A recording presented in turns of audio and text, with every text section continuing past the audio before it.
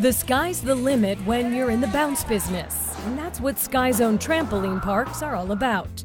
But the business, which started in 2004 by the current CEO's dad, blossomed from a venture that at first fell flat.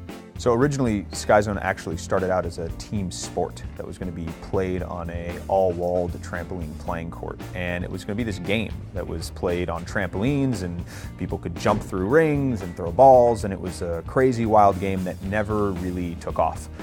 What did take off was a different attraction. And next door, there happened to be an indoor skate park where kids were constantly coming to actually skate. And they would see this massive trampoline playing court inside this warehouse. So they started banging on our door one day and said, "Could we jump?" And we said, "Sure, but it's $8. And all of a sudden they started to pay to jump. So we sort of shifted the entire business from a sport to an indoor trampoline park.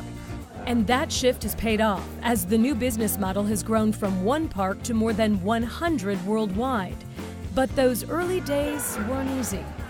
So in the beginning, there was no long-term plan. We opened, when that first location converted to an indoor trampoline park, we were not even looking 1 year down the road. We were actually looking at 24 hours down the road.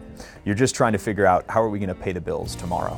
And you're figuring how to operate and how to market this, and it was totally new to the world. So we had to create everything from the ground up. And for new CEO Jeffrey Platt, it was instant on-the-job training. I got right out of school and I immediately started managing one of our locations, which was a great experience for me because I got to learn the business from the ground up. So I got to clean the toilets and build the trampolines and replace the trampolines and do all the jobs inside the park. So that was a lot of fun for me, and I spent about 2.5, 3 years doing that. But you learn very quickly what you don't know. And one thing he did know was that in order to grow, Sky Zone needed to be nimble. But like any business, you have to evolve and you have to innovate and you have to change and adapt.